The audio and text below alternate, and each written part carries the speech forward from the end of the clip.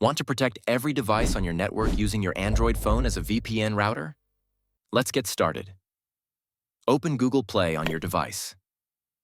Download and install a VPN app like TurboVPN. Give all the necessary permissions.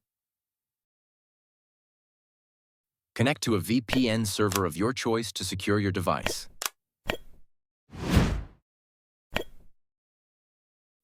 Now go to Settings and tap Connections to access network settings. Open Hotspot and Tethering. Tap on the Mobile Hotspot tab. Tap on the switch to turn it on. Set a strong password for your Wi-Fi hotspot. Set a custom name for being able to find it easily. Connect other devices to your new hotspot now. Finally, enjoy the safety of an encrypted connection across all your devices. Subscribe for more useful tips.